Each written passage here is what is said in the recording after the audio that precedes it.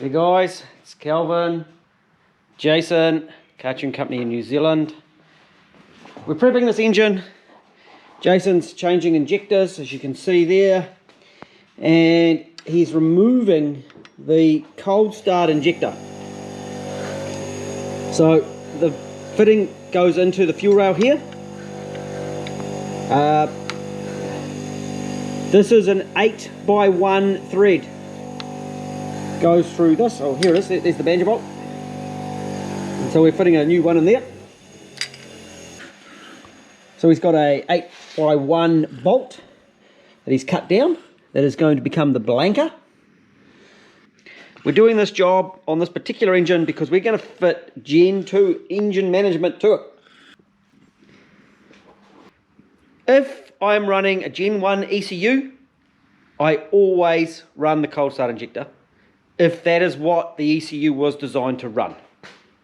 So the very first series of the UCF10 and most of the UZZ30, 31, Sora, SC 400 all ran that cold start injector, so I always refit it and wire into the ECU correctly. I've done another video on that. If I'm swapping to UCF20 or Gen 2 management, or I'm fitting an aftermarket ECU, the cold start injector's going in the bin. Well, it doesn't, it goes in my storage cupboard because people often want the little pipe because there's brake.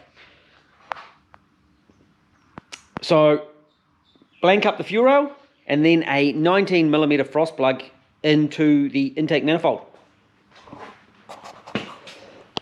So we have a stack of manifolds. There's the cold start injector. There is a UCF20 Gen 2. As you can see, it's cast, they're tapped, but it's not machined for the cold start. So same casting, but they just didn't run the machine through it. And then there's the cold start out. And Jace taps the frost plug in. I did say 19, didn't I? 3/4, same size. It is a 3/4, yes. A 3/4 frost plug. I'd show it on this one, but as you can see, he's already bolted it in. It's in there. You can't see it. Where is that cold start? I don't know. No, I don't know. It's not important anyway.